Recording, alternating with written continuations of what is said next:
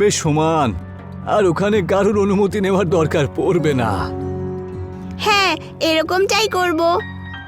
ঠিক আছে দিদি, তুমি ততক্ষণ বাকি তৈরি করে নাও, আর আমি সমস্ত গ্রামবাসীদেরকে ডেকে নিয়ে আসছি।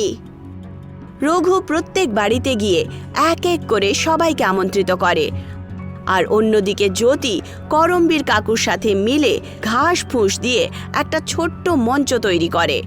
কিছুক্ষণের মধ্যেই অনেকজন ওখানে এসে জমা হয়ে যায়, আর জ্যোতি নিজের প্রোগ্রাম চালু করে দেয়, যেটা সবাই খুব পছন্দ করে।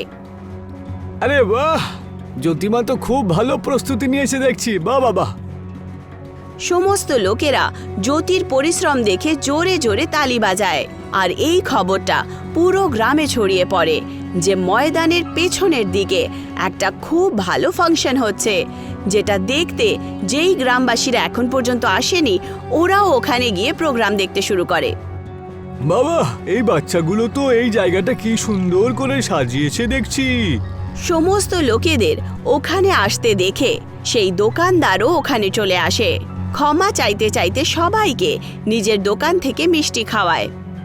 আমায় ক্ষমা করে দাও খোকারা, আমি পয়সার লোভে পড়ে তোমাদের এখানে অনুষ্ঠান করতে দিইনি বটে।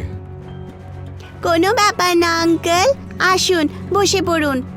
তোমরা খুব ভালো অনুষ্ঠান করেছো, আমার ছোটবেলা স্কুলের কথা মনে পড়ে গেল তো। সবাই নাথু হালুয়াইয়ের হাতের বানানো মিষ্টি খায়।